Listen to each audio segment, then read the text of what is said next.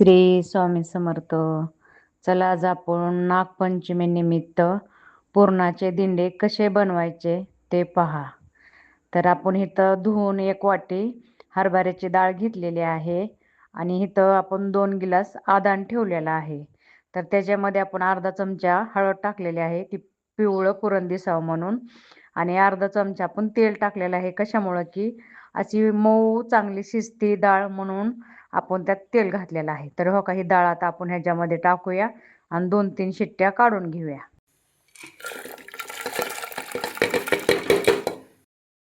हो का, आपली डाळ शिजलेली आहे आणि आपण 1 वाटी डाळ घेतली होती ना, तर हो का इथं आपण 1 वाटीला कमी गूळ घेतलेला आहे किसून.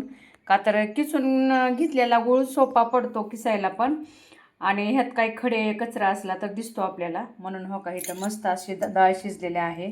तर आता आपण ह्यात गूळ घालून घेऊया आणि एकजीव करून घेऊया. हो का, आपण गूळ घातलेला आहे. तर आता आपण सूट, बडीशेप, इलायचीची पावडर टाकून घेऊया. का तर चवीला पण छान दिंडे लागतात आणि खायला पण असे मस्त एकदम सुगंध येतो ना त्याचा. तर हो का, 2 चमचे आपण टाकून घेऊया त्याची पावडर. हो का, कसा एकजीव झालेला आहे. तर आता आपण गॅसवर 10 मिनटं ह्याला चरका देऊन घेऊया, म्हणजे ती चवीला पण छान लागते. बघा हो का, आपलं आता पुरण झालेलं आहे.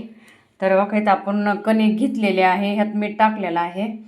तर आता आपण दिंडे बनवणार आहे. तर त्याच्यासाठी आपण थोडं ह्याच्यामध्ये तेल घालून घेऊया, म्हणजे मऊ कणिक अशी मुरल्या जाईल लवकर लवकर. आपल्या मागं गडबड आहे ना जरा आपल्याला, त्यामुळं हो का घाई गडबडीत त्याच्यामुळं इथं झालेलं आहे सगळं. तर आता आपण कणिक थोडं पाणी घालून मळून घेऊया. थोडं थोडं पाणी घालून, जास्त घातलं तर अचानक आपलं पीठ पातळ होण्याची शक्यता असते, म्हणून आपण थोडं थोडं घालून घेऊया. आता चला बघा, आता आपलं पीठ असं मऊ झालेलं आहे.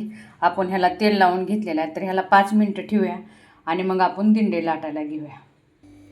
बघा हो का, आपले 21 आपण पुरणाचे गोळे केलेले आहेत. तर आता आपण चपाती लाटायला घेऊया, म्हणजे दिंडे चपातीसारखे बारीक करायच्या आणि मग त्यात दिंडे भरून असे दिंडे हे करायचे. चला आता दिंडे बनवायला घेऊया. बघा हो का, आता आपले दिंडे कसे बनवायचे ते हो का, हे कुंड असे टाकायचे आणि हे पातळ पातळ लाटायचे. हो का, हे कुंड असं हे करायचं आणि हे कुंड परत असं ह्याला जॉईंट करायचं. हो का, हे असं चिटकवून टाकायचं. हो का, हे झाला आपला दिंडा. तर आता आपल्याला सगळे असे बनवून घ्यायचे दिंडे. हो का, आता आपण दुसराही बनवायला लागलेलो आहे. हे असं मध्ये ठेवायचं आणि साईडून हो का असं हे कुंड चिटकावायचं. परत हे कुंड असं साईडनं हे करायचं, परत हे कुंड घ्यायचं आणि हो का हे असं करायचं. आणि हे लाटी लाटताना पातळ लाटायची. हां हो का, म्हणजे असं खुसखुशीत मऊ लुसलुशीत होतात. हो का, आता आपले एवढे अर्धे झालेले आहेत. तर असे गोळे करून ठेवले ना, सोपे पडतात करायला, पटापटापटा आवरतात. बघा हो का, असं मस्तपैकी आता आपण, म्हणजे कसं करायला पण सोपे पडतात ना. दोन्ही कुंड असे मस्त चिटकवून घ्यायचे.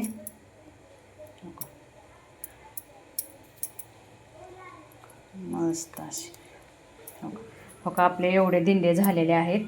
आता आपण इथं चाळणीला तेल लावून 5 मिनटापूर्वीच आपण पाणी गरम करायला ठेवलं होतं. तर आता ह्याच्यामध्ये सगळे दिंडे आता आपण घालून घेऊया असे, म्हणजे वाफेवर सगळे उकडते. आणि कसं की आत्ता तवा ठेवत नाहीत ना, चुलीवर पण ठेवत नाहीत आणि गॅसवर पण तवा ठेवत नाही, ह्याला वाफवूनच काढावं लागतं. हे पहिल्यापासूनच आहे परंपरा, की ते ठेवतच नाहीत. म्हणून हो का, आता आपण इथं चाळण ठेवलेले आहे. सगळे दिंडे आपले जेवढे झालेत तेवढे सगळे आपण ह्याच्यामध्ये घालून असे उकडून घेणार आहे.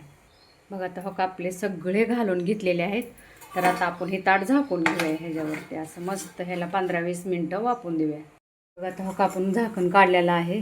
तर हो का, असे बघूया आपले दिंडे झालेले आहेत. चला आता आपण उतरून घेऊया.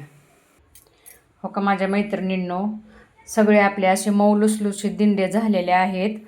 तर तुम्हाला माझी दिंडीची डिश कशी वाटली ते कमेंट करून सांगा. आणि तुम्ही असेच बनवतात का वेगळे बनवतात हे कमेंटमध्ये सांगा. आणि जर तुम्हाला आवडले असेल तर फॉलो करा, सबस्क्राईब करा.